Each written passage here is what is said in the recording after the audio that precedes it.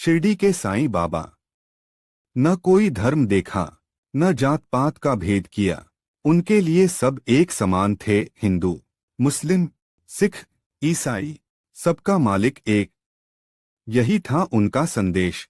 बाबा ने जीवन भर प्रेम, सेवा, करुणा और दया का संदेश दिया।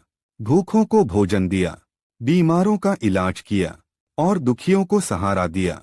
कहते हैं, साईं बाबा से जो भी सच्चे मन से मांगता है, उसे कभी खाली हाथ नहीं लौटाते। उनकी कृपा एक ऐसी छाया है जो जीवन के हर कठिन मोड़ पर साथ देती है। साईंनाथ, हमें भी अपने चरणों में स्थान देना, हमारी श्रद्धा और भक्ति को अपनाना। एक गांव में एक बुजुर्ग माँ अपने बेटे के साथ रहती थी। बेटा शहर में नौकरी करता था और माँ दिन रात साईं बाबा की भक्ति में लीन रहती थी। माँ का एक ही सपना था, एक बार शिरडी जाकर साईं बाबा के दरबार में हाजिरी दे। लेकिन उनकी उम्र और हालात साथ नहीं दे रहे थे।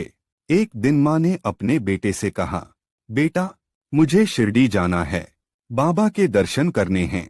बेटा बोला, माँ, अभी काम बहुत है, फिर कभी चलेंगे।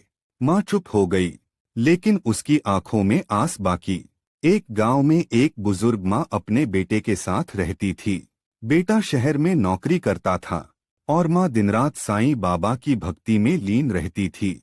माँ का एक ही सपना था, एक बार शिरडी जाकर साईं बाबा के दरबार में हाजिरी दे। लेकिन उनकी उम्र और हालात साथ नहीं दे रहे थे। एक दिन माँ ने अपने बेटे से कहा, बेटा, मुझे शिरडी जाना है, बाबा के दर्शन करने हैं। बेटा बोला, माँ, अभी काम बहुत है, फिर कभी चलेंगे। माँ चुप हो गई, लेकिन उसकी आंखों में आस बाकी।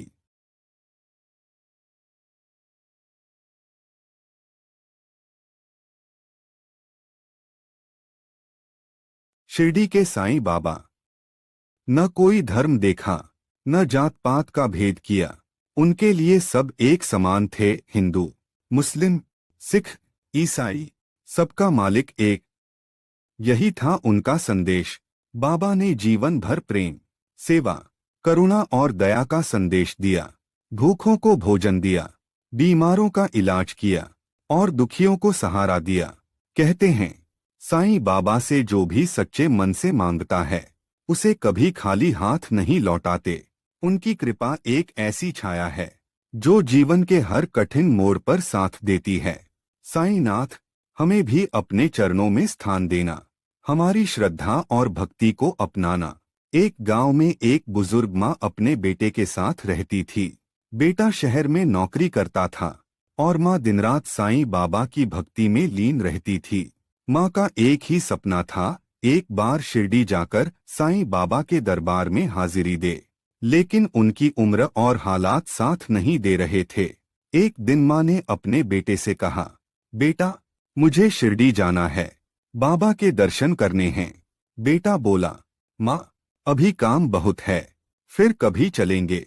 माँ चुप हो गई, लेकिन उसकी आंखों में आस बाकी। एक गांव में एक बुजुर्ग माँ अपने बेटे के साथ रहती थी।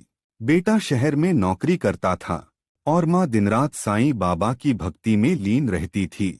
माँ का एक ही सपना था, एक बार शिरडी जाकर साईं बाबा के दरबार में हाजिरी दे। लेकिन उनकी उम्र और हालात साथ नहीं दे रहे थे। एक दिन माँ ने अपने बेटे से कहा, बेटा, मुझे शिरडी जाना है, बाबा के दर्शन करने हैं। बेटा बोला, माँ, अभी काम बहुत है, फिर कभी चलेंगे। माँ चुप हो गई, लेकिन उसकी आंखों में आस बाकी।